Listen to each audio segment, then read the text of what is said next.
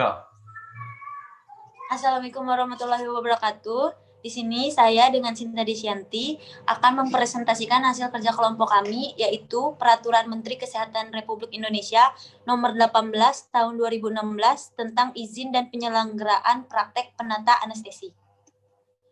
Latar belakang. 1. Bahwa penata anestesi merupakan salah satu dari jenis tenaga kesehatan yang memiliki kewenangan untuk menyelenggarakan pelayanan kesehatan berupa asuhan kepenataan anestesi sesuai dengan bidang keahlian yang dimiliki. 2. Bahwa dalam rangka melindungi masyarakat penerima pelayanan kesehatan, setiap tenaga kesehatan yang akan menjadi praktik keprofesian harus memiliki izin sesuai ketentuan peraturan perundang-undangan. Ketiga, bahwa Peraturan Menteri Kesehatan Nomor 31 Tahun 2013 tentang penyelenggaraan pekerjaan perawat anestesi dipandang sudah tidak sesuai lagi dengan perkembangan dinamika hukum dan kebutuhan masyarakat penerima pelayanan kesehatan. Bab 1. Ketentuan umum. Pasal 1. Dalam peraturan menteri ini yang dimaksud dengan 1. Penata anestesi adalah setiap orang yang telah lulus pendidikan bidang keperawatan anestesi atau penata anestesi sesuai dengan ketentuan peraturan perundang-undangan. 2.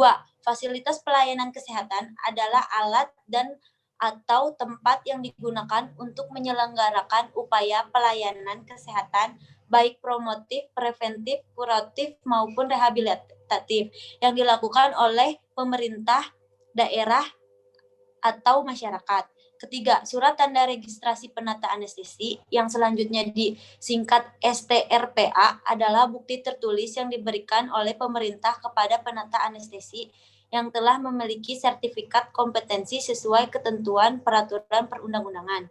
4. Surat izin praktek penata anestesi yang selanjutnya disingkat SIPA adalah bukti tertulis pemberian kewenangan untuk menjalankan praktik keprofesian penata anestesi di fasilitas pelayanan kesehatan. 5. Standar profesi penata anestesi adalah batasan kemampuan minimal berupa pengetahuan, keterampilan, dan perilaku profesional yang bagus dikuasai dan dimiliki oleh seorang penata anestesi untuk dapat melakukan praktik keprofesian pada masyarakat secara mandiri yang dibuat oleh organisasi profesi. 6. Menteri adalah menteri yang menyelenggarakan urusan pemerintah di bidang kesehatan. 7. Organisasi profesi adalah Ikatan Penata Anestesi Indonesia yang disingkat IPAI. Bab 2 Perizinan. Bagian ke-1 STRPA Pasal 2. 1. Penata anestesi untuk dapat melakukan praktik keprofesian harus memiliki STRPA. 2. Untuk dapat memperoleh STRPA sebagaimana yang dimaksud pada ayat 1, penata anestesi harus memiliki sertifikat kompetensi sesuai ketentuan peraturan perundang-undangan. 3. STRPA sebagai dimaksud pada ayat 1 berlaku selama 5 tahun. 4. STRPA sebagaimana dimaksud pada ayat 1 dapat diperoleh sesuai ketentuan peraturan perundang-undangan. Bab 2. Perizinan. Pasal 3. STRPA yang telah habis masa berlakunya dapat diperpanjang selama memenuhi persyaratan. Bagian kedua SIPA Pasal 4. 1. Penata anestesi yang menjalankan praktik keprofesian wajib memiliki SIPA. 2. SIPA sebagaimana dimaksud pada ayat 1 dimiliki kepada penata anestesi yang telah memiliki STRPA. Ketiga, SIPA sebagaimana dimaksud pada ayat 2 dikeluarkan oleh pemerintah daerah, kabupaten atau kota. 4. SIPA sebagaimana dimaksudkan pada ayat 3 berlaku untuk satu tempat. Pasal 5. Penata anestesi hanya dapat memiliki paling banyak 2 SIPA. Permohonan SIPA kedua dapat dilakukan dengan menunjukkan bahwa penata anestesi telah memiliki SIPA pertama. Selanjutnya untuk Mbak Cynthia. Ya, terima kasih.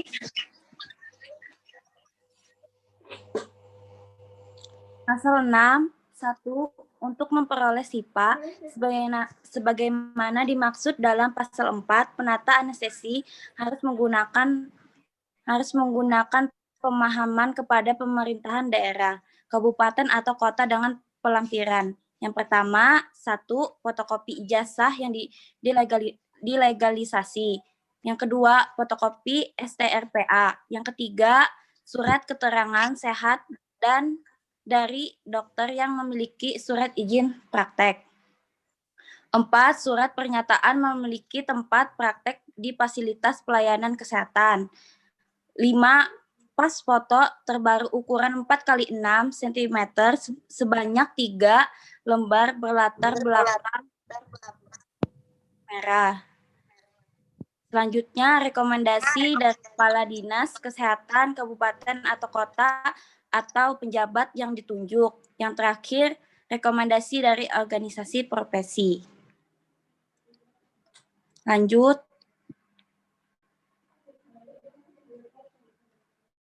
Guys, lanjut. Lanjut.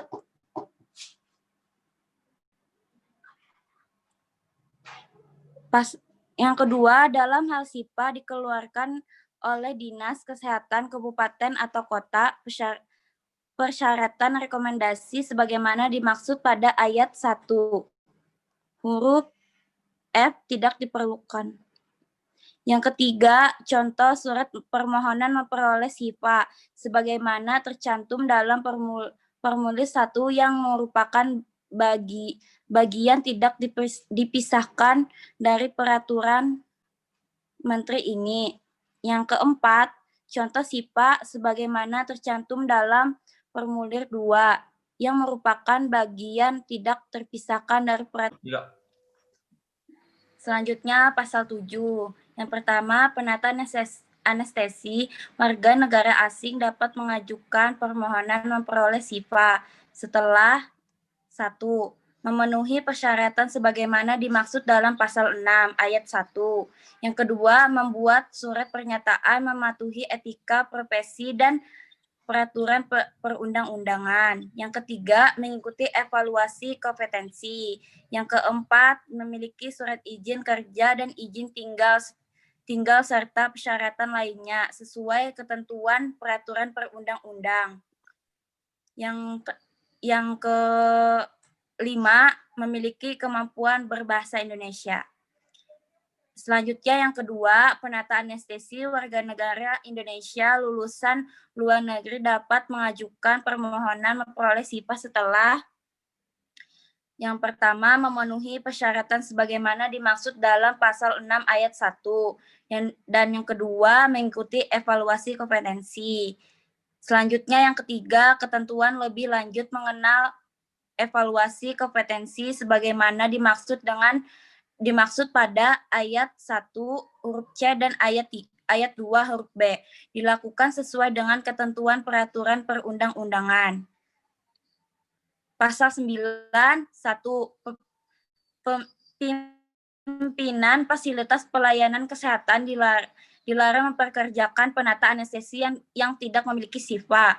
Yang kedua, pimpinan fasilitas pelayanan kesehatan wajib melaporkan penata anestesi yang bekerja dan berhenti di fasilitas pelayanan kesehatan pada tiap triwulan kepada kepala dinas kesehatan kabupaten atau kota dengan tembusan kepada organisasi profesi. Selanjutnya, bab 3, penyelenggaraan praktik keprofesian penata anestesi.